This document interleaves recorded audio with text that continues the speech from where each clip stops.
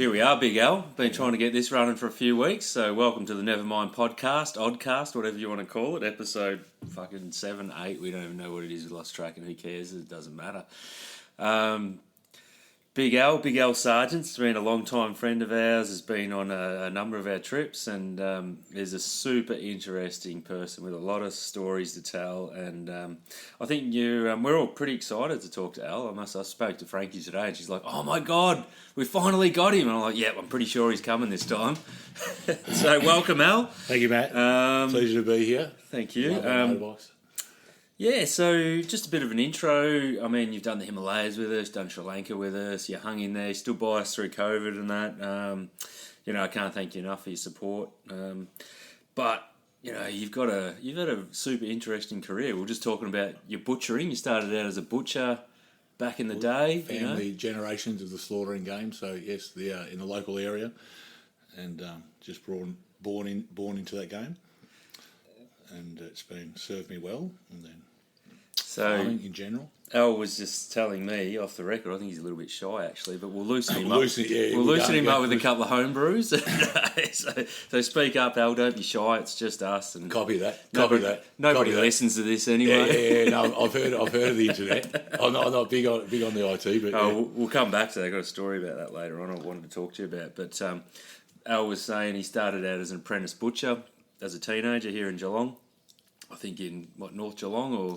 Now that way, was it? Yeah, Newcombe, yeah. And Newcombe way, so other side of town. But he's a bit of an entrepreneur, and you tell us what you went off and, in your free time, started providing dog food to the locals. Dog food to the locals, yeah. The family always had pet food businesses and knackeries, and so along with the butchering, just there was some side perks there of doing some pet meat businesses along the way, and just... we all trade time for money, but it was good doing something where the family was already involved, so you could kind of make some cream along the way. Yeah. So you grew up in North Geelong or at Ocean Grove? Ocean Grove, kind of Warrior Way. Grove, so yeah, down near the beach. I'm very lucky. Yeah, it's a beautiful part of the world. Mm-hmm. So, I know you don't like talking about this, but I do believe there was a little bit of a boxing career in there somewhere, or lucky enough to have the green and gold and represent Australia in the 2000 in the games. He's super modest. He doesn't like. I haven't been able to get him to talk about this. So come on, Al. Well, I know nothing about it. Proud of anything to do with your country, like brother's high achiever. He was in the military and the SAS and all that stuff, and just lucky. Yeah, I took boxing as a sport when I was younger, and it served me well. I was never stopped or dropped, and I just. I had good trainers and was never fed to the dogs, and got a few Aussie titles and all that stuff in there. I suppose it fought the cream of the crop at the time, and it was a great sport when you're a teenager, just to have such good mentors and not get hurt, and just sport's a great thing in general. I think especially teenagers these days, and sport can serve so many purposes for people. Is a good thing. Yeah, I think that's 100% correct. I've never been a big sportsman. For me, it was all about riding bikes, and to play a bit of cricket there. Got a hat-trick once, under 15s. Pretty proud of that, but it's not quite the level that you attained, mate. So. No, a hat-trick, you've got to be happy with a hat-trick. That's a 180. 6 for 24, including a hat-trick, mate. It was like under 15s. You don't forget those moments. Yeah, I know, you don't. Yeah. So, anyway, sort of throw that in there, just But that's an impressive achievement. What year was that you went to the Games? 2000. Yeah. In the Olympic team in 2000. And, so there's...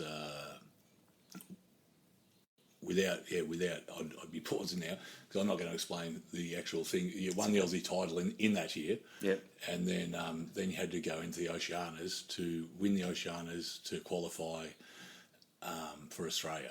There was I won a silver in the Oceanias that year. Yep. I won the Aussie title, and then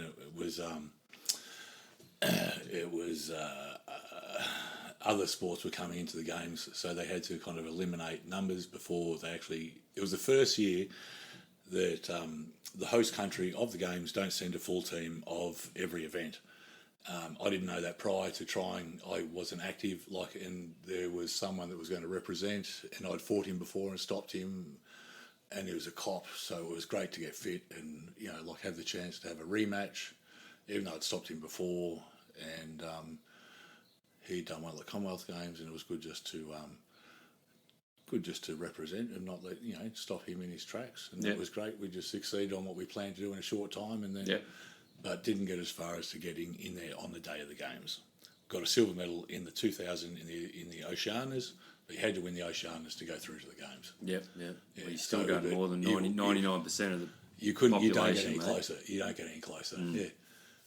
But that's brilliant. And I've taken you down a couple of times. Like when you've been playing up on tour. We've had a bit too much whiskey, and the sand in the eyes didn't help to start. But whatever tactics, we're on the beach, we're on the street. It worked. No, Al and I shared. I think it was a bottle of Hennessy you bought out one night. Yeah, and, nothing like some duty free. And I got a bit of Dutch courage and had a crack, and I was sore for about a month. Don't recommend taking Big Al on. He's still in mighty fine shape. Boys will be boys. But it was a good laugh. After Hennessy. I know he went easy on me because he's that type of guy. So thanks for that, Al. What I think it's probably been 2016, 17. Around then you walked into the shop, I reckon, and you went, "This is cool. I want to do one of these trips." Funny you say that, Matt. I do remember coming over here. I'd been visiting a friend, and he was down on the Great Ocean Road. It was the first stop, and went diving there. And he was, it's a stone's throw to the water. And then had a night there. Then went and visited a mate in Warrnambool, but just did the coastline. And this was kind of October. There wasn't, November before the December crowd, but just have the Great Ocean Road to yourself. There was hardly anyone there, and then come back along the coast, and it was. Just an awesome couple of days riding, and just being in that part of Australia was just beautiful. And when there's not many people around, and then went into Nevermind when it was on Paco. I'd always wanted to go past there, and I was just kind of heading back home, and I seen it, and I just kind of come back from a few days riding, went in there, and the first thing I remember was the smell of the leather. I love this boxing gyms and that, or tack. Love horse riding, hence motorbike riding, feet off the ground, surfing, disconnection from. It's just a freedom feeling, which I think anyone would know if they love those sports, have just been out of your comfort zone. But back to the leather, walking in the shop, the smell of the leather, and it gave me goosebumps. I love, it was not a kinky kind of a thing, but it was just, the leather was, and they were hanging everywhere. There was a few chains, but the shop was killer. It was like an old school kind of, and the timber, the building works for it. It was just very kind of colonial building. I don't know what the right word, but it was exposed timber beams and the leather. Beautiful shot, and been riding. And then I'm seeing pictures of the Himalayas and people just doing what they love to do, and the advertising, how they all set it up on the screen and stuff. And the ladies come over, and I said, "Oh, wow, you do these trips?" And I said, and then you'd see what they broke it down to, like. Everything inclusive, and she wrapped it up good. She was a sales lady, and she said, well, per day, and all you got to do is bring money, drinking money for beer, everything's included. And I thought, what a holiday. I've done a little bit of travelling, but to have everything done for you and just sit back and enjoy the show and, taking the views. And when you're looking at the screens, the big screen, where you had, a chance to ride to for that, for what they were asking, I just said, I'm in, and I couldn't believe I was just on a high from just doing some nice pockets of Victoria riding, and to be riding out of residential where you just when there's nothing in front of you and you got great scenery, that's real riding. You get in Tassie, you get in certain pockets down here, and then to travel, have an adventure holiday without sitting poolside, to have an adventure holiday, the release and. You come back. You do the Himalayas. You'll come back fitter. The altitude and eating vegetarian, and once again, you're out of your comfort zone in a sense where you would never normally be in those elements. But you're on a trip, and so many things come out of that trip. That were just and the people, you just never knew it was going to be like that, and it was that was insane. But the Matt's shop, and the price of the holiday, and I thought just drinking, man. 2 weeks. I thought, wow, that's good for flights, fuel, whatever, like everything done. And they don't know how much I eat. It was like, and I said, I'm in, and I just never looked back. It's been great to get on as many as I could, and the people you meet there are all like-minded. Everyone's different riding levels, but after that day in the shop, I was just I was sold. I did a deposit. Funny. And It's funny how, like, and I think that when we don't have shops anymore, but when we did have the shop, it's a cool thing that, you know, someone can just walk past and go, you know what, today I'm pulling the trigger. I'm going to do that ride.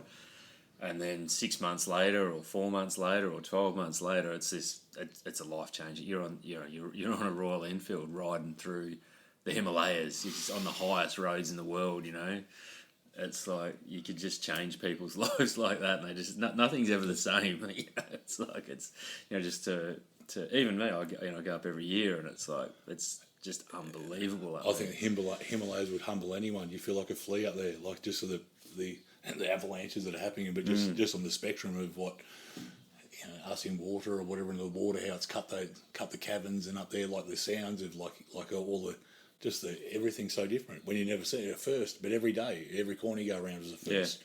Yeah. Like that's, and the home, the ladies that you stay with, and the home, some of the play, so it's what you see on Discovery Channel.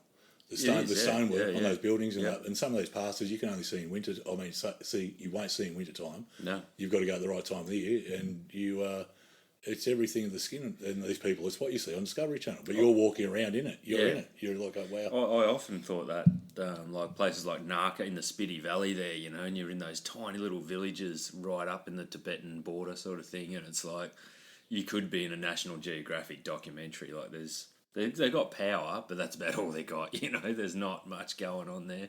And these places they'll survive without it. They've done it before. Built from rocks and clay and dirt, and with a bit of hay on the roof, and it's like, you know, it's incredible. History in front of your eyes. Hand tools. It's worked. The footings, how they do it, and they're in the middle of nowhere. Like it's I love it. You do appreciate a lot of stuff that I don't even notice sometimes. Like you will look at the footings of a building like that and go, it's all done by hand. How do they do that? I'm like, and it's stood there forever. I've never even noticed. The ladders are logs. Like it's a log. It's not a ladder. It's a log with like little footholds in it. And like the Indian man, the lion hunter. Some of the people, and the travelling that some of the other travellers have done there, because they want an extreme holiday, extreme adventure packed, whatever, and a couple of the people, they're all great people, but there's some real travellers there. We had that trip was a real standout, I must admit, because it was a great group, you know, and my son was on it. He had his 13th birthday. He was a pain in the arse, but you know, he ended up character building trip. It was a character building trip, and he ended up riding almost half of it because one of the blokes injured himself and had to spend a few days in the support van, and so we're like, we need a spare rider, and Hunter stood up and went, and he rode the whole Spiti Valley. I was like, fuck. He was 12 then, and then he pulled into that place, and we had that crazy dance party for his 13th. I noticed. I was scrolling through the photos today because I had to get a photo of you for the podcast, you know, just to put it on the. Do I get to see which one it is? Yeah, I'll show you. Yeah, of course. I wouldn't put anything online with you because we'll talk again. I've come across something today, so I've got to be a bit more careful with what we put online. But yeah, it was an incredible trip. You know, like it was. Like it still stands out in my mind, and I've done it. I don't know how many times. You know, so and you're a big part of that. So you know, thank you for that, and you brought a lot to it. And you were sharing a room with Paul Mazza.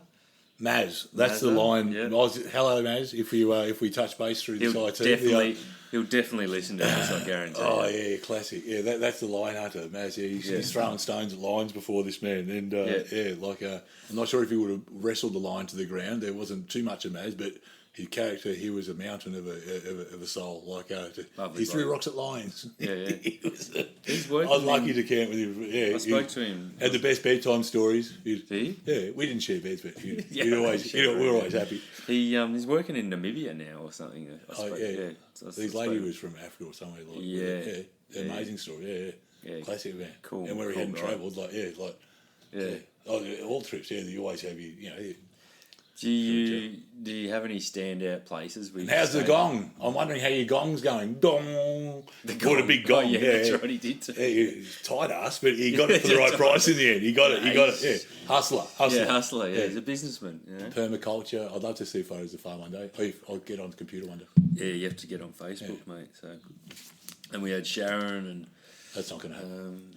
Rachel, and we had there was a whole bunch of people. Graham, I've caught up with a lot of those guys, all from Brisbane. So The Fox. yeah, the Fox. Yeah, I'm trying to get him to come back to Sri Lanka with Broke me. his ribs. Credit to that man. Broke his ribs the first day we were riding. Nothing wrong with his riding. He was the leader of the pack. I might have been putting the pressure on him a little bit. He knew I was hunting for him. Experience. This man had a few years on me, and he was gunning it. We're only on 350s or whatever, but we were hitting those dirt corners. Yeah. We were power sliding. We were giving it. We thought we had it all going. Yeah, we had a few tussles, mate. Don't you worry. Broke his ribs the first day, and then finished the ride. Yeah, finished the whole. He big balls, strong. Yeah, you hear that, Graham? Big balls. Mazza calls him grey balls. Don't know how he knows, but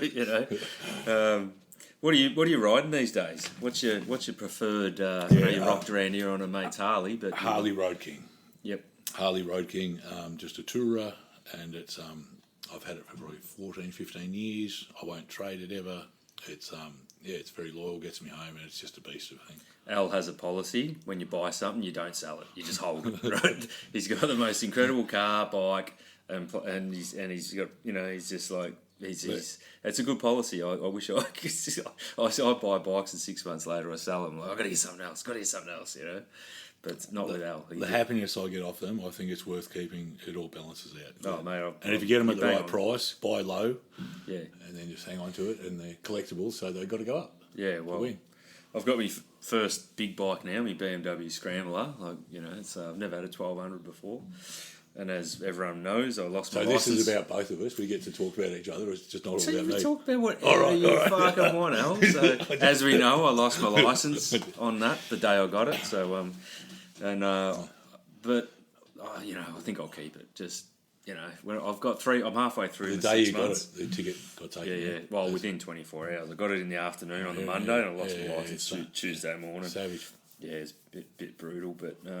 Could have been a message, yeah. Oh, mate, I see the light side of it. I go, well, it's time to slow down and focus on my business, work from home. Like, I can't even go back to work. Like, I was a few times going, I should go back to work, like, I could do with a bit of cash coming in. It's a bit slow on the tour side of things, but can't go back to construction work without a license. So I think the universe has gone, mate.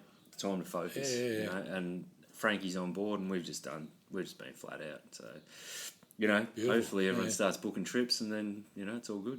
Energy was put in the right direction. Yeah, totally. So, but we can talk about anything on this podcast. So nothing's off the, within reason. But it's still daylight. Yeah, that's right, mate. So, what was your first bike? What'd you learn on? Learned on a CR80, little two-stroke, real old CR80. Yeah, it was a communal bike, and friends around the corner. Little bikey family and that, and they were hippies and this and that, and there was we'd go up to Jelly Brand, they'd take us up. I think they were doing plenty of watering on their vegetables up there, and then we'd go bush riding for a few days and camping, and but we all learnt on this CR80. Oh, they're wild, those things. When you're the power band. How old were you? Primary school. Yeah, they'd rip the arms off those things. It was a savage little unit, but that was the first bike. Learnt to ride on. Then just kept buying and selling little bikes along the way. Yeah. That's how most of us get into it, but that's a powerful bike for a start. Yeah, a little beast. We were all sat on our asses many a times. The power van. So bikes have been a big part of your life then. So I'm guessing you've probably always had one. Paper runs. Fucking no push bikes for you. No, my grandfather was a farmer, and he'd weld these crates on the back of our bikes, and we'd not only do all the we'd do the longest runs or whatever. You get more coin kind of thing, but you do the supply the caravan parks, like when all the campers come down. You do them after you do your run. You'd go down, but we could carry bundles. I think the tradies used to laugh. You'd have to sit right on your forks, kind of at the front. But you'd have dirt bike. No, on a pushy. You'd have that many. You have that many newspapers on the back. It was, but it was a form of you do your paper, and then you go hassle sell some papers in the. And that down the foreshore, wherever it was, through the caravan parks. Yeah. And all the tips, most of the money was in the tips of the tradies. They didn't want to go down the shop to get the paper or whatever, and they'd come in. Right. Papers, magazines. You'd be riding through the caravan. Yeah, South Geelong there in the tip. All down Ocean Grove. Oh, yeah. But then, motorbikes didn't far follow that when I started making some money. Dad was into horses. There was no way he just hated motorbikes. I could have probably had any horse I wanted growing up and learned a bit. Yeah, I love horse riding. I've continued that now, but I mean, if I had motorbikes, I had to pay for them. Yeah.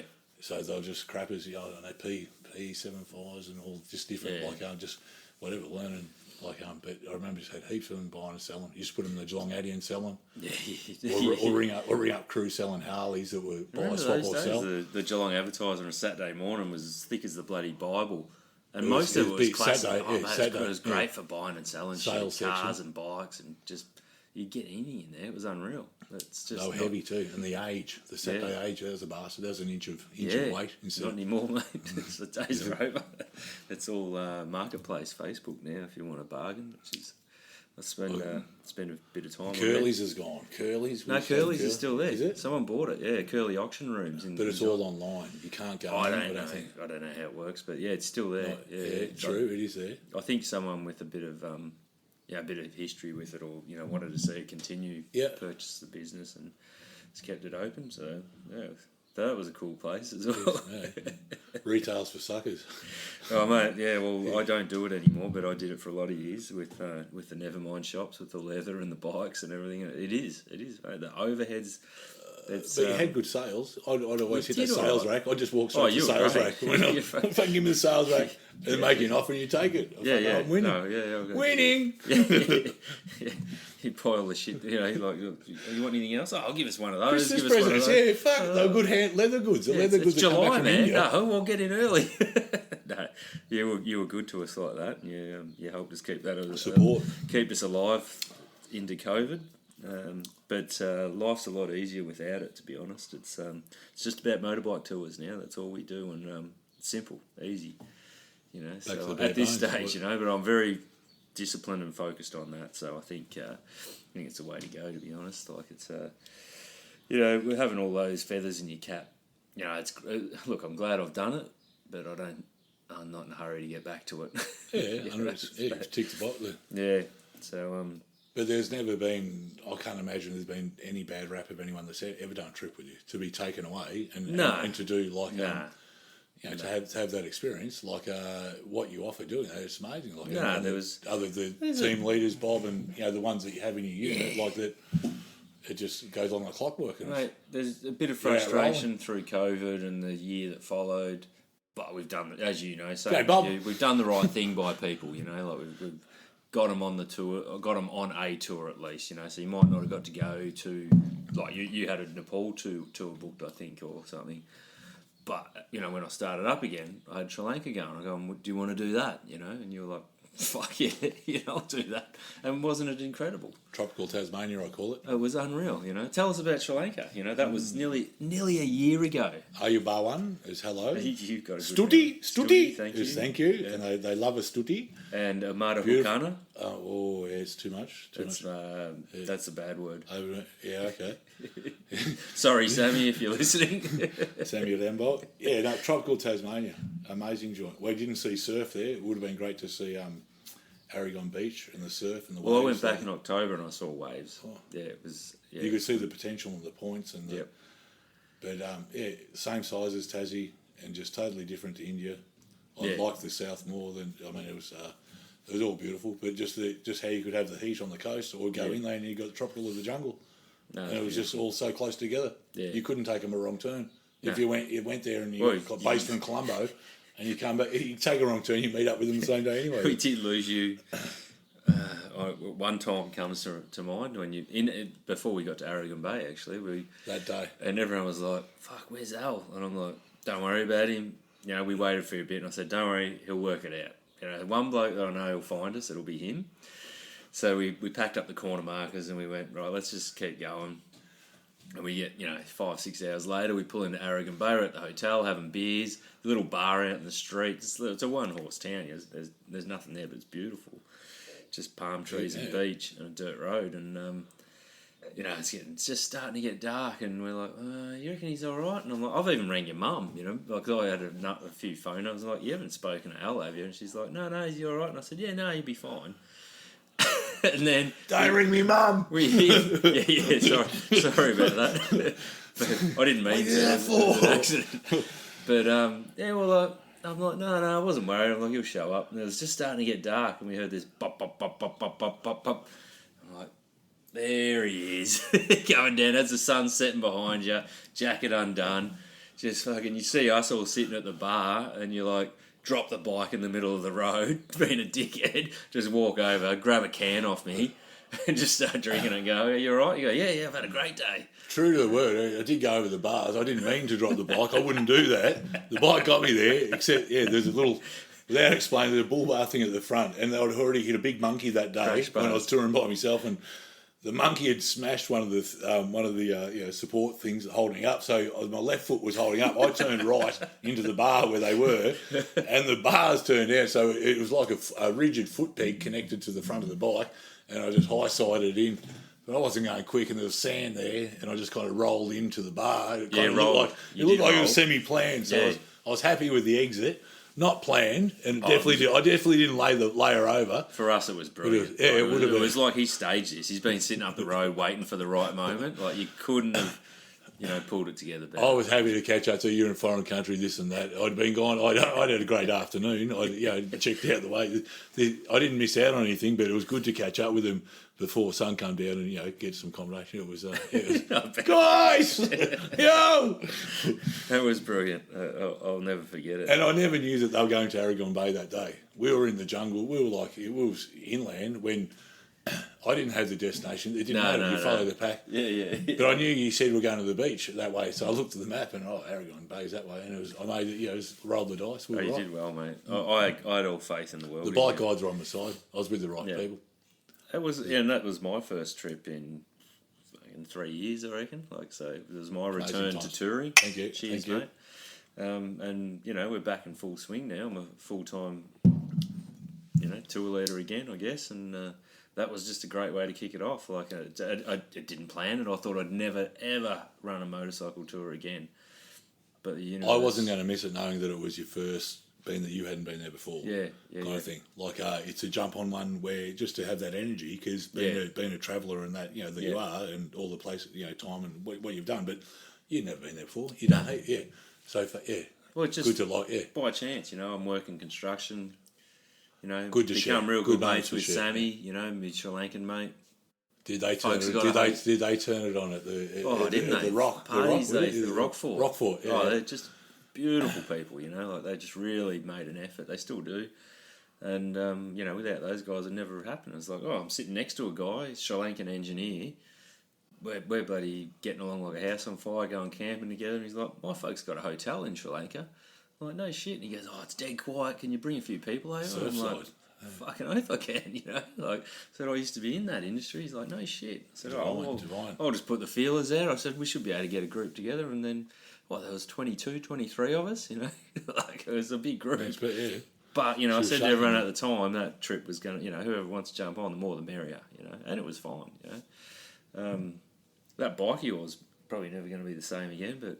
it got put through its, put the test. The Silver Bullet, they're not the best mountain climbers or rock climbers, but it's close, a little bit more So, just to fill in the blanks there, at one point, Al did ride his Royal Enfield Classic 500 off a cliff. Little cliff. I missed it. I was up front, so The cliff sounds good on this kind of thing. You had to see. Either way, it was probably asking a lot out of that bike. But I just did have the burnout on top of the rock the first time I made it. But then when I wanted to make it in front of the crowd when they come around the corner, I didn't have enough speed, and it was so close. Just a little bit more run up next time. Oh, mate. As the bike come back on me, down. It was annoying at the time, but it's fucking funny now. Mm-hmm. The parts are a bit dearer there than the last ride. Yeah. This is the brakes on those. They're right underneath. You can't get them. They because the import tax on everything in Sri Lanka, so it's massive. So to get parts in, they bring them in on the black market. So the fishermen bring the parts in on the boats. And then bring them in, sneak them in, that sort of thing. That's the sort of shit they've got to get to. So they've got to come from India. Because all the Royal Enfield parts come from India. That's what they're telling There's you. no manufacturing. They're stinging you. No, there is. They're sending them all the way to Sri Lanka from India. Used to be landlocked. No, they don't. I'm not. Well, that's, It's, that's the business side. I got no idea of that. No, it's legit. It's If I had stayed on the track, it would never have fucking happened. I'm the goose that turned off the track and went dirt bike riding on the bullet. Anyway, but it was fun. You get parts. It's not India's much cheaper because that's where the factory is basically. So, I mean, a Royal Enfield. And this is a really curious thing too. Like a Himalayan in Sri Lanka is $12,000. It's more expensive than you pay in Australia out of the showroom. The government tax, so they don't want imports coming in. Whereas in India, it's half the price you pay in Australia. So at Royal Enfield's like $6,000. So that's so it does kind of make sense. So what was the highlight of Sri Lanka for you? What jumps out? Oh, definitely. There'd be a few. Yeah, the Lion Rock. Like it was the Machu Picchu. Yeah, it's just fuck. That was incredible. Yeah, I didn't know that was on the trip. It's funny. We put pictures of that on the Facebook page, and people comment and go, not from our trips, just randoms. Oh, I walked up there and I didn't even reckon it was that good. It was disappointing. I'm like, what the fuck? It's incredible. Like it's a great walk up. Yeah, it's hard yakka, but it's just great. They had an ecosystem of water, for millions or for thousands, or what? They don't even know how old the thing is. It still feeds itself. The water system there. I know. Yeah, I don't know if you're into any farming or gardening or in the massive grandest scale you could imagine, and have some foresight of what it was like when it was actually in action. How high that whole area. How high do you reckon up the top? Imagine the sound. That would have been like a humming, fucking I've got no idea what was going on. No one. And they had the sacred temples over on the other hill there. There was another little hill over from that. Yeah. Bob and I walked up that one. We sent everyone up in October when we went back with the second group. We sent everyone to Lion Rock, Sigiriya, and Bob and I went and did a recce up that one. It was unreal. There's nothing up there though. But the track up there's no steps or anything. You got to climb. It's pretty rough, but. Still good, incredible. When they say hunter and gatherers and that, whatever the cats who built that, they're not Stone Age, but they're not hunter and gatherers. Like there were people ahead of their time, or all the they've left those chambers all around the world and that. Absolutely. And that's one of them. But just to actually be there, you go, wow, what's? There's all sorts of theories going on about that place on YouTube. It's time for an old school ad break. We have a short story for you today. We call this one A Tale of Two Bikers. It's 2030 and the world has become very, very strange. Not that it always wasn't, but this whole sex bot thing has really gotten out of hand. But that, my friends, is a story for another day, so let's get back to it. It's 2030 and two old bikers, now in their twilight years, sit alone on their balconies and reminisce. Pistol Pete cracks a beer and smiles. He looks and feels much younger than his 8 decades. Indeed, other than a few aches and pains, not much different than 30 or 40 years ago. He smiles and remembers the years fondly. There are ups and downs. Perhaps he could have saved more money or spent more time at home or in the garden. But he has no regrets. He has more than enough and always has had. He booked the flight and travelled the world, rode his motorbikes and was free. He spent his time and money and somehow it always worked out. He threw himself into the unknown, into the deep end and went into places and did things that he was warned about. He's warned not to. Indeed, it was these things, the things he was uncomfortable doing, the places he was uncomfortable going, that he was a bit scared of. The people told him it was stupid to do and go to. These are the things he remembers most fondly. This is where life got magical, where he met the most interesting and amazing people and discovered the most wondrous places. Pistol Pete is satisfied. Despite all the excuses and reasons to play it safe throughout his life, all the reasons not to go, the reasons not to spend the money, the reasons to stay at home, the excuses to be safe and comfortable, his curiosity always got the better of him and was always greater, and he saw a hell of a lot. He's happy. He chose the Nevermind path. He booked a tour with us back in 2024 and has never looked back. Then there's Dusty Dave. Dusty Dave has it all. Several large mansions, fancy cars and even a private jet. He's not unhappy with his choices in life, but something niggles at him deep down inside, an itch that he was never able to scratch. Dusty Dave even travelled the world, first-class flights, 5-star resorts, and clocked up millions of frequent flyer miles. Dusty Dave remembers seeing that ad for a motorbike tour back in 2024, and something told him to do it, but he was just too busy. There were dogs to walk, the lawns had to be watered. Did seem a little bit expensive. Well, he told himself that, and he talked himself out of it. Maybe next year. Family and friends applauded Dusty Dave for choosing to stay away from those crazy motorbikes and dangerous places. He gave all that up years ago. Dusty Dave decided to give it a miss in 2024, put it off until next year. And then he had to put it off until the next year. And then there was the divorce and a bit of back pain, a recession. And then it all just got too hard. Dusty Dave sighs, sips his fancy beer and knows that he made a mistake. He should have taken that fucking Nevermind trip when he had a chance. So, book now for 2024. Secrets of Sri Lanka, February. We've got a few last-minute places. Enter the promo code Oddcast500 to get an incredible $500 discount. Offer valid until 14th of February 2024. Terms and conditions apply. So get amongst it, people. All right, we're back.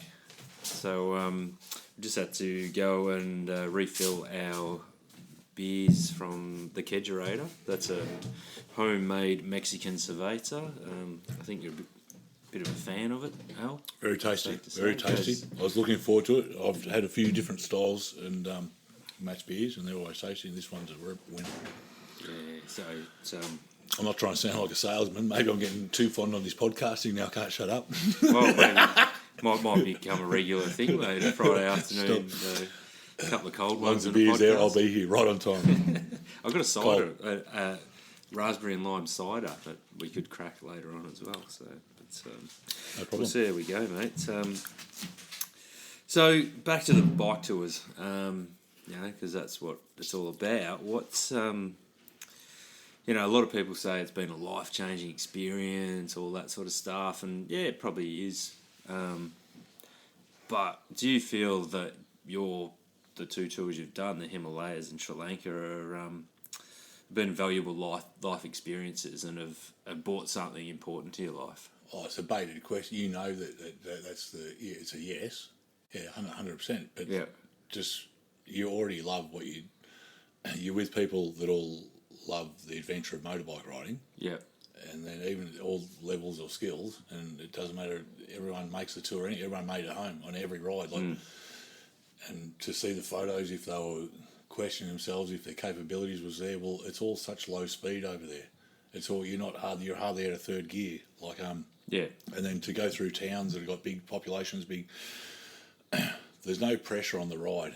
And then the people are everything's just a slower pace. You ride at your own pace, don't you? Yeah, pretty much. And even in the big city, it just rolls. They're not out. They're not like West. They don't want to hurt anyone. No one wants to. It's not aggressive. It's not. Yeah. How it operates. So it's just you pull up at the lights. Anyone. Could everyone's tooting, but you look at them, they're smiling. They're smiling at you and wobbling their heads. It's a crack up. But I don't know. Trying to, it would be. It doesn't matter what riding level you were. You should be confident going away in that. And I don't know. To what you bring back is just you're doing something you love in a place you've never been, and then depending what country you choose or whatever, and if you like, every country's got something different to offer as well. Absolutely. But it's just to see those places that 30,000 above feet. It's where the jumbo jets fly. You're doing some of the highest passes in the world, and just to say you've been, even if you do it once, and then judge Indians themselves, like the country people, and any city polluted with the West, and now the hustle of trade and coin and money, and a city is a city in any world. But to go to those places and then you're out of the city, or you fly out, and we started in Leh, you'd fly into it and then go to the next domestic, or whatever they call it, flight in that country, but you'd go remote, and then it starts from there. You'd have to get altitude. We'd get accustomed to the altitude there. Over the first day, you're 30,000 feet. You've never been anywhere like that in your life. So just before you get on a motorbike, you're already on a high. And then the chalice and everything over there. There's just, you're in the country. You just, it was. I do have to ask you. There's a bit of a mystery around the end of the trip because we got back to Manali and the rest of us departed and went back to Delhi a day or two later. And you went, I really like it here. I'm going to stay. And we never saw you again. No, we all finished the trip. And then, there were other areas in India when I was that far away I thought I must see. And there's rumours. Had There's a lot of rumours about what happened. And I went with the gypsies. You went with the gypsies. couldn't go wrong. Found some gypsies who went into the mountains. A recommendation, just find the Blue Bridge and then Old Castle. Old Castle. And the weird thing, it had 3 L's. People out there Googling this now. It had but it was go across the Blue Bridge and then take a left, and there's just gypsy tracks. There's no cars, there's no motorbikes, but they'll have heaps of donkeys, dirt tracks, and there's schools, there's little milk bars, but it's all pretty basic. But it's just they're on the trail, and obviously they I think they've got a great hash export trade going India, like for the natural hashish, and it just the mountains of it. They just runs, for hundreds of acres or whatever. But they have to have all the hippies go up there doing the rubbing at the right time of the year. And it just so happened I hit the jackpot. It was about 2 weeks off the right time of year, so they're all gathering in this area, and so there was a few all kinds of parties. I think they were psychedelic parties. I think they were, but there was a lot going on there, and there was I can't remember. There's too much going on there, but it was a funny spot where people come from all over, and I didn't know if I was going to get eaten the first night in this homestay. There was like about 13 guys, and there was a bedroom for a homestay, but they all, like most of them, and then the owner of the house, he had his own room. I had my own room that I was paying for, and the rest was staying in his room before they went up to do their business in the hills, and they were all gathering, and they were into a bit of voodoo and their black magic. And I remember I'd had enough about 2 o'clock. Thanks, Bob. Nothing happens good after 2 o'clock. He says, but it was right. It was right around that time, and I was eating and drinking whatever they were giving me. So, but it didn't. You're in the jungle. You know he's running out the door. You don't even know where you're going. Do you know what I mean? And it's safety in numbers. It didn't matter how big you were. I was in their hands for the night, and you're out of your comfort zone. To me, that's out of your comfort zone. That's a lot of trust going on. Like you're in a foreign country, and these guys are all doing what they do and that, and then they ask you funny questions, and they're pulling out their and all tribes come from India apparently. Like there was Indians there that looked like Aboriginals, like in their nose and long. I mean, they were full Menanti mountain people, like bigger hands, bigger feet. They were taller ones. Yeah, there was that many different Indians in one room. They're different dialect, like Aboriginals. Like they had to break down some of the ones. It was a wharf in that. They travel all around the world. He had really good English, Big Breno. Pretty good at arm wrestling, but I had to beat him both times. I led him close in the first one, but he was a big guy. But then smashed him in the second one. I said, fucking around the first one." But anyway, he was a big guy. He was strong. He was really strong. He was good, but just didn't have enough. But it was when I went to bed, they were into their voodoo and that, and they started. It wasn't until I left the room, and then you hear these singing and dancing and that, and I couldn't sleep in my room. Like I wasn't on any acid or anything that night. The first couple of nights I was there, I did hardly drunk. I just smoked in the afternoon. That was enough. I was like, there was that much going on. Yeah. And then I'd been travelling. I wanted to get some sleep. But when I went into my bedroom, I know I hadn't had anything. And the actual what they were doing, their fucking voodoo or black magic or whatever. Like I didn't know if I was going to get eaten. And I had all different I just. When you're when I suppose your thoughts, your imagination's going that hard. Yeah, I just remember my feet couldn't touch the bed. I couldn't. I don't know if their voodoo was working. I just remember walking in there the next morning, and then I'm going, "The fuck did you do?" And I left the room last night. And then I said, "I couldn't sleep in that." And they were in tears and that. And they go, "We do it to everyone." They go, go, yeah. They go, most crew can't. Like they said, we got to stop and that. And they go, yeah. But it was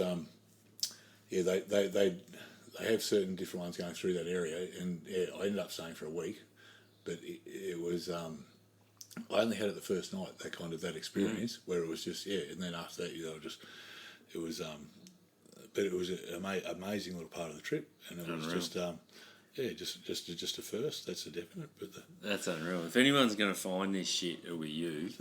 Because I remember a similar experience on the next trip in Sri Lanka 5 years later, last year. and we all went our own separate ways. And I get a video at like 2:00 in the morning or something, and all I can hear, I open it, and I'm like, oh, Al, what's he up to? And all I can hear is Sri Lanka, and then you're holding your phone, you wave it around, and there's just people just dancing to this dance music on a beach somewhere, and I'm like, beach you fucking animal. No, it was time. It was meant to be. Yeah. Very lucky. Very lucky. You never know what's around the corner. Well, You've got to be out there to see it. I think I got a mate down in Zion, old bloke. Ian, he's got a cafe there. Pit Stop Cafe. Unfamiliar, don't know Zion that well. No. But I think his theory is he doesn't travel anywhere, he just stays in Zion, 72 or something. He goes, Matt, I don't need to travel. If you stay in the one place long enough, all the fucking weirdos find you. And I'm thinking, well, with you, Al, like, you just cruise around and you just stumble into like adventures everywhere you go. It's similar but different. Yes, you've got a talent for it. Thank you, Matt. Yeah, so, thank you. Yeah, my mum could agree with you. I bet she does. I bet not many mums get called up from central Sri Lanka. No. Going, you haven't heard from your son lately, have you? No, Matt, I haven't. You're supposed to be looking after him this week. What worries me, Matt, when you're exiting, if you meet people and that, and then they're normally their wives and that, or their girlfriends, they go, you look after yourself, when you're in another country. They're all, but I said, could we not do that when we leave? I said, because that's not a good, and they said, but no, I really mean it. And I go, no, you really mean it. I just don't want to do it. I don't want to hear it, because it's just like, why are you saying that? Because it's a real comment. What you see, I've heard, I understand. Yeah, but it's always like, ding, ding, ding, ding. Oh, why do you have to do that? Everything's going good. So one cool thing that I've learnt from you, and it's stuck with me to this day, is the ice baths. So, like, when we were in the Himalayas, you were like, fucking... I'd been listening to some podcasts and that, and like reading about it. I was like, I should try this. And I come around a corner one day in the Spiti Valley, your bike's parked up with all your fucking clothes hanging off it. You're nowhere to be seen, and there's this freezing cold waterfall just next to the road. I'm looking around, I can't see it, and I look up. I just see way up top of the fucking waterfall. There's you, just his head. Hey boys, I'm up here. I'm like, what are you doing? You go, come up. So me and my son, that was to the mountain. We scrambled up the waterfall. You go, get in. It's fucking good for you. And I was like, there was ice caps. There was ice caps all around you. Like, we were that high, like in some of those, they're that high altitude. But they're melting off the rocks, and you're in like. And we stripped There's off. no one upstream. Like, no one's shitting in the water upstream. Like, you don't get any higher. There's no one. You're sitting in the rock, and you get out, you're orange. Like, so it was minus 0. Like, it was the proper cold. Oh, yeah. But after riding for a few, I think we're doing 6-7 hours easy, those rides. And then, that spot, if you're lactic acid and that, to lay back, 3 to 5 minutes in there and get out, you'd come out that refreshed, and then you come down for dinner. And you're like Charlie Sheen. You're just I'm good to go. Winning. Oh, man, it's exactly what it's like. Yeah. You walk out, you are on fire. Yeah. Like, it's like, oh my God. Once out of your comfort zone. The body's not used to being in below zero water. Particularly for someone who's... It's the shock system. Yeah. Wim Hof, like, he shook up the fucking world. Like, you look up Wim Hof or whatever. Mate. And he shook up the medical fraternity with just, like, they couldn't explain what he was doing. But, unreal. It's the body loves and it can do it. You just got to breathe through it or whatever. It's not going to kill you. Yep. And just breathe through it. Yeah. No, it's been life-changing for me. Even my I loved how your boy loved it as much, or probably more than you at the time, Matt. So then he would want to go twice a day. I only did it once. And then, Matt, you go, oh, shit, I've got to go again. Yep. Mum just taking me down. Yeah. Is that your phone? Do you want to get that or? No, let it go. All right. But yeah, that was, for me, that was a real life-changing thing you introduced me to. And I've got an ice bath out there, just a portable one. I swim here in the Southern Ocean in the middle of winter. Now I've got Anna into it as well. And it's been just incredible for her as well. So I think the girls get, particularly as they get into their 40s and 50s, get even more out of it because their body's going through all these fucking changes and... that's like they jump in that cold Southern Ocean for 10 minutes in the morning. They say in the morning the oxygen, the atmosphere, like within a foot off the ocean in the morning, the oxygen is the most pure oxygen, like a released. On is that right? Apparently, I don't know. Doesn't surprise me, man. Yeah, Like but I just know when you're out surfing, because you're down at that height too, and you're paddling, so you can't, you're filling your lungs up. But just love surfing. The same thing, feet off the ground, horse riding, motorbike riding, the disconnection or whatever, and especially with bike riding or motorbike riding or horse riding, the motorbike's like a fucking iron horse. Oh yeah. Like you replace with a cowboy era with that freedom thing or a form of transport, and but there's so many things going. But just to work your feet off the ground, and then to work a nature thing in it with a surfing or a horse instead of a motorbike. But a motorbike's more reliable, and you can grab it. You know what I mean? But if you're lucky enough, it's more convenient, isn't it? It's the same thing though. It's the same thing. Like it's the same. It's and just out of your comfort zone. You feel like a little kid coming in. You know, you just on a natural high. I think that's, you know it works. No matter how old you get, you love it. That's something you do. Like that's the beautiful thing about bikes are. So you can have that horse riding experience, that surfing type experience. But you can just grab it out of the shed anytime and jump on it and go. The dopamine. Like you hop on a proper as far ride, as I'm concerned, nothing makes me feel as good as surfing. But, you know, to find those conditions, it's a substitute. And, you know, it's like it's hard to get all the ducks to line up, the right winds, the right waves, the right swell and everything. You know, it's like, you know, it's hard work. And you got to keep your fitness up as well. You can jump 100%. On a fucking bike anytime you want and just go. You know, in the middle of winter, piss and rain, you still go for a ride. It's not that fucking total bad. release, just clear the mind. That's all you're locked into. It's beautiful. It is. You're just in the zone, and it generates a lot of creativity. I was out yesterday. A friend's, it was a friend's birthday, Mick, and he's done that many Ks. I know you've done amazing. He was a big Darwin rider, and take off on his Harley, and when he retired, and have just thousands of Ks. But yeah, it was his birthday yesterday, and there's 4 or 5 of us out riding, and just. His eyesight's his cataracts. He's got to get them done because he's got to have someone about 30 metres in front of him. Oh no shit! And then if he can't see him, he'll speed up to catch him. But we're on this hill this time. I'm going, fuck it. I was worried about it. But I mean, to look at him going next to each other down the highway and that, he had a great day. We had but just the everyone gets something out of the bike riding. But it was just. This guy normally rides in thongs, and he'll put a double sole on his thong. Like he'll have his thong, but when he's doing his desert, WA trips to Alice Springs, or whatever, he goes, I'll put a double sole up there, and just the rocks or whatever. And amazing guy, but yeah, just the riding, everyone has. Yeah, don't do that at home, kids. I can't condone that type of riding. Has socks though, thick socks and thongs. Yeah, I'll ride around Bali in thongs sometimes. You know, on a scooter. Not for me. We were talking earlier because I know you have an aversion to social media and the internet and stuff, and I totally fucking get it. I saw this fucking video today, and it scared me, right? About artificial intelligence, right? So there's these people sitting in a room, and they're watching this presentation, right? So we all put our pictures of ourselves and our kids and everyone on the internet, and that's why I said I will come back to this because I actually wanted to talk to you about it because it was wild, right? So it was like this. It was this movie screen, and it was like a movie theater, let's say, and there was a bunch of sort of people our age sitting there, and there was this young girl in her probably 20s speaking on the movie screen, and her parents were in the audience, and she goes, "You might not recognise me. I am your daughter in about 10 years' time, but I'm an artificially generated version of your daughter. I'm a clone, basically." And this thing was bang on. These parents started crying.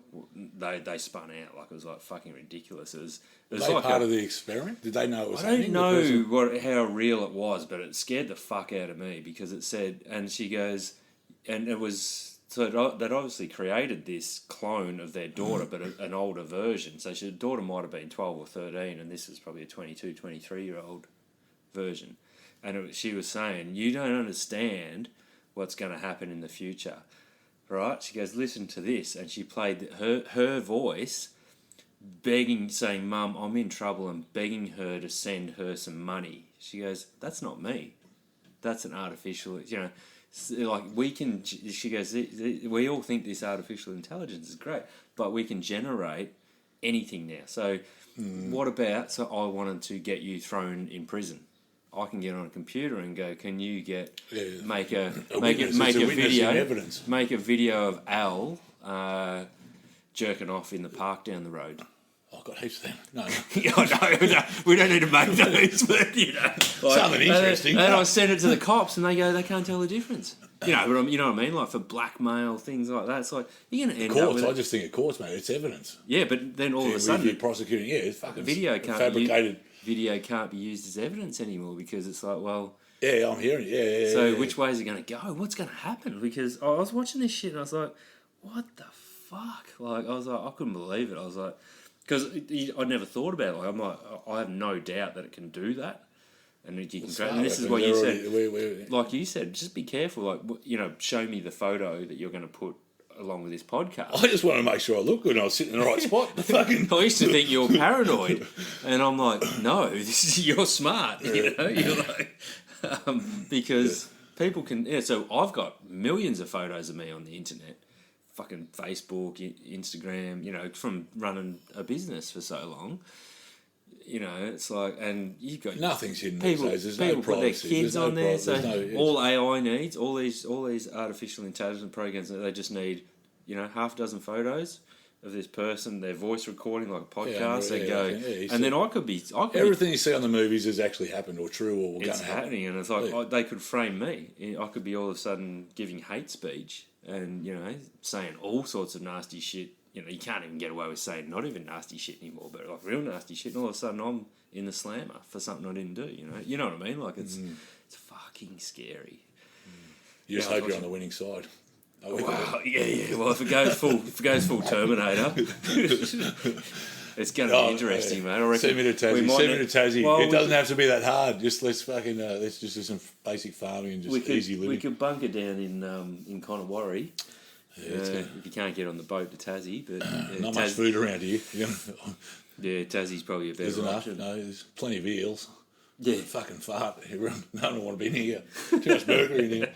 We just started an underground podcast from the pirate radio station from Conowari. But anyway, I don't like where it's going. But hopefully we're smarter than that. We can work out how to deal with it. But where do you see the world being in 5 years? Are you positive about it, or are you sort of like, I don't like where it's going? I wouldn't put too much focus into the media, and don't turn your telly on and just focus on the people that are around you that you've got to look after you. Everything's out. You're not going to change anything that's happening. It's the ball's rolling, and it's a new world overnight. Everyone's seen that happen with COVID. I think that's shocking. What you said's bang on. That's all you can do. You know, you can watch this shit and get all caught up in it and get worried about it, or you can just go, go back to basic living. Live what we used to do. Show the kids what we had growing up. Don't change into that new, I don't know, the new people, the new whatever. Just the old-fashioned way, the easy things or whatever.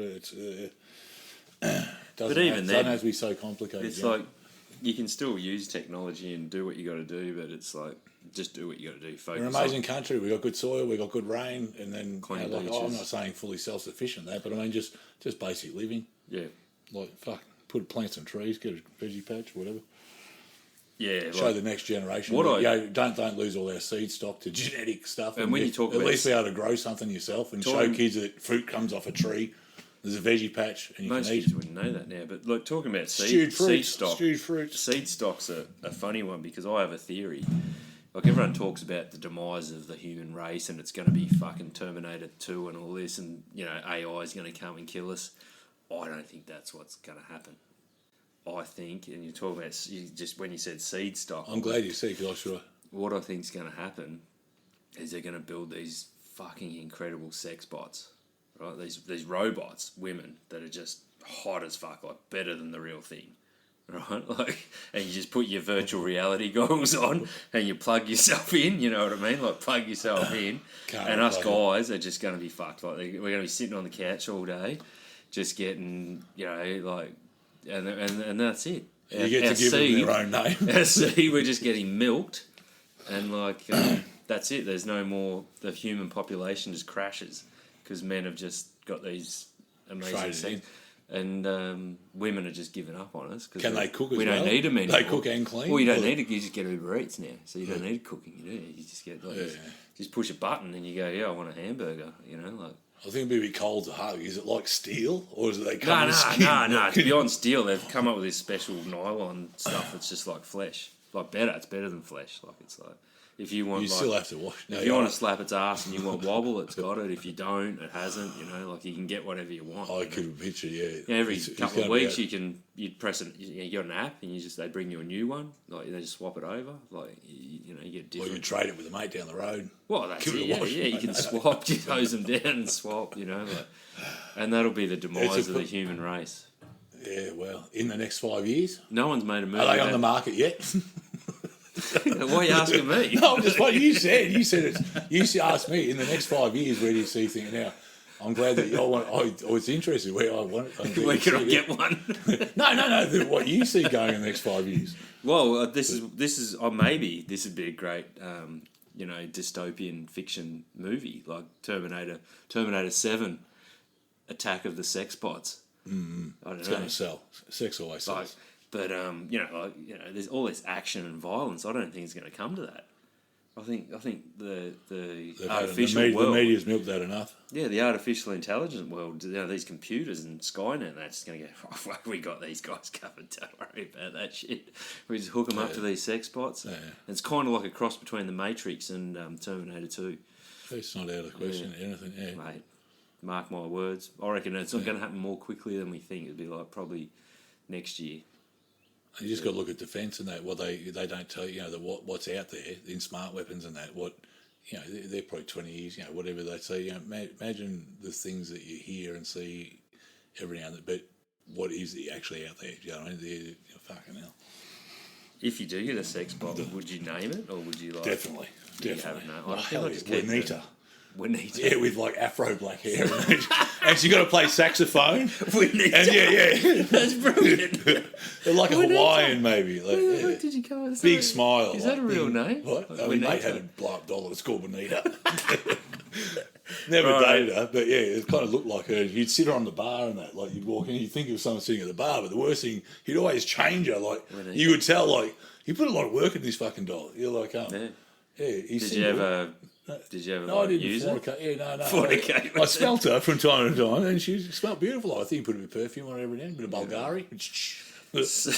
So on that note, I'm just curious. You've had a very exciting life. Like you've done some fucking cool shit.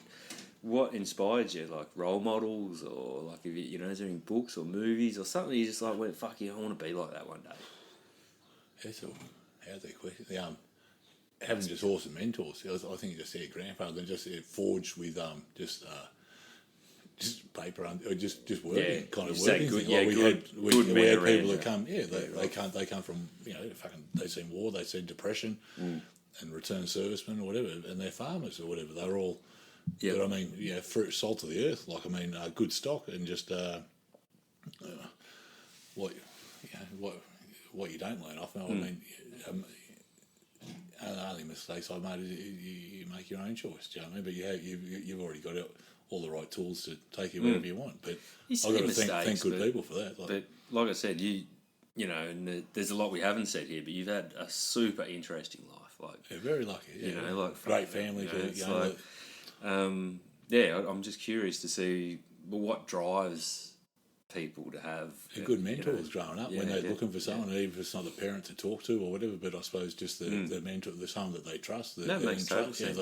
And lucky enough to have them, whether I think you and I are very lucky. You're the same age as me, yeah? You're 45, 46, plus a bit.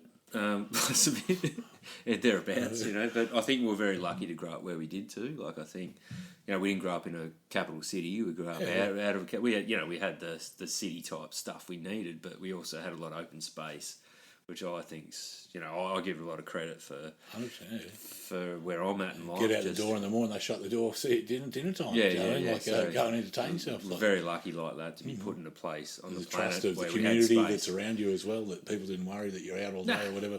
There's no stress. It was a sense of freedom. Unfortunately, so many people got to, they lock the kids down in little areas and wrap in cotton wool and that, and I suppose it changes people ultimately.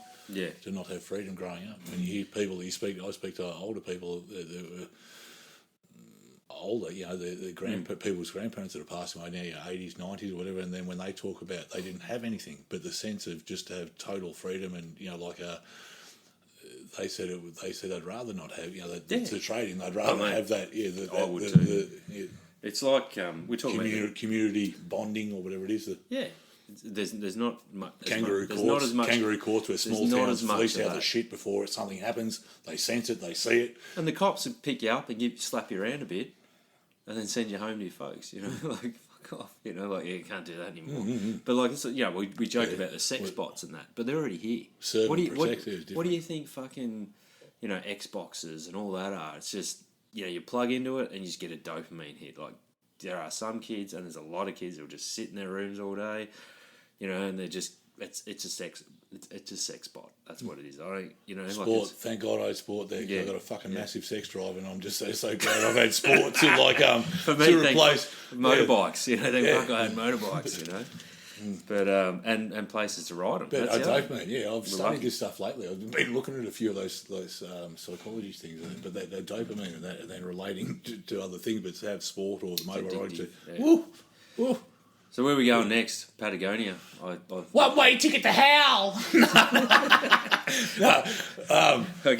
Just the conversation before the podcast was all about Patagonia. I'm like, this motherfucker's going to book. Yeah, no, it'd be nice. The Christmas time, the tin tank's a little low at the moment, but it will be amazing. It won't be far off. Yeah. So I was lucky enough to be in Tassie recently and had some amazing rides down there. Is.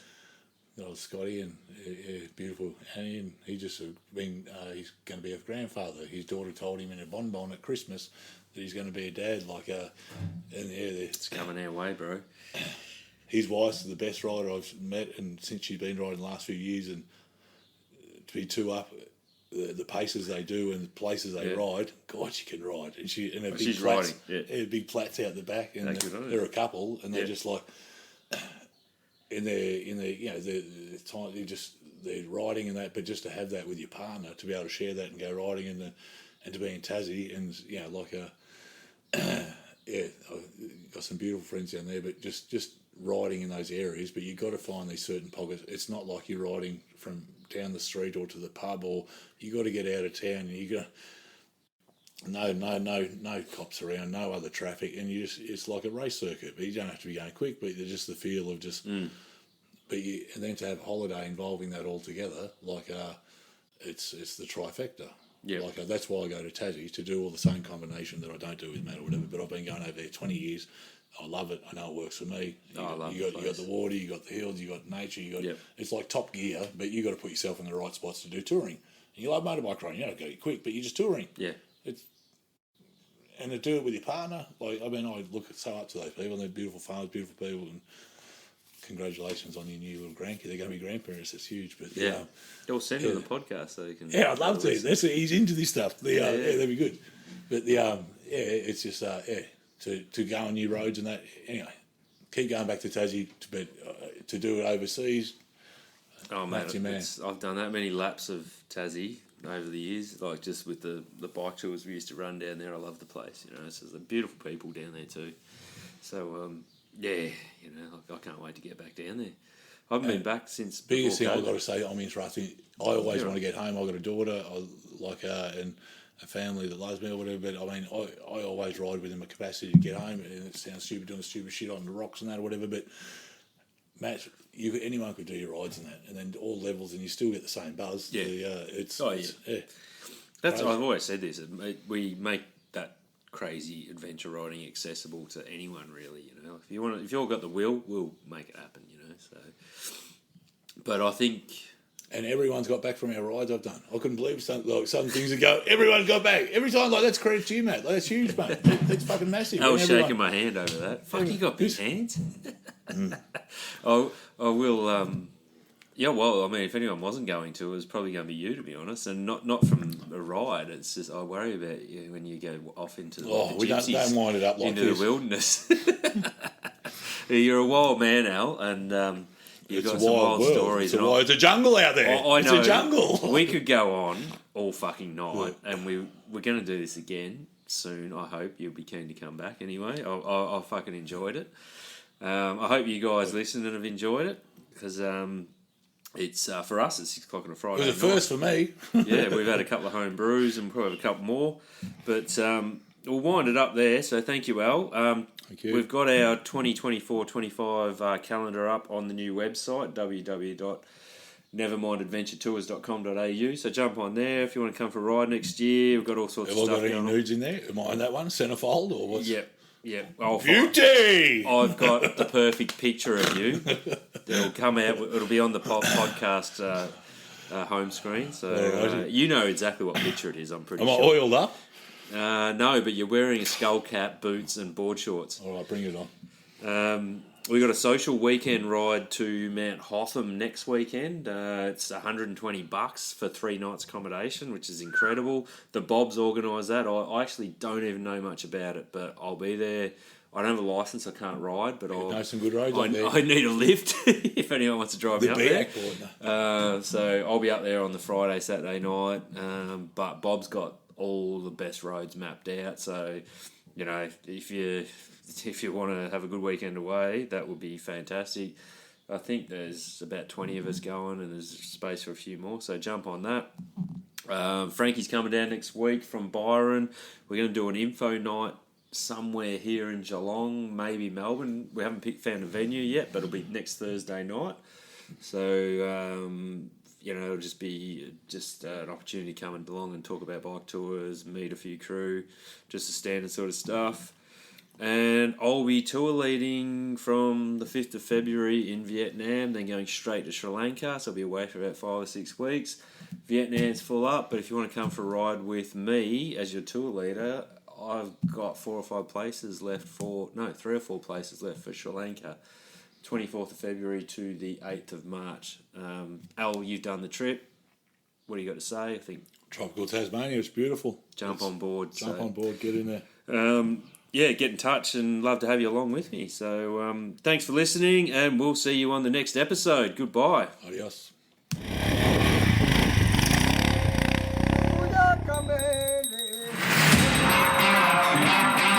Never mind the noise. Chase the adventure.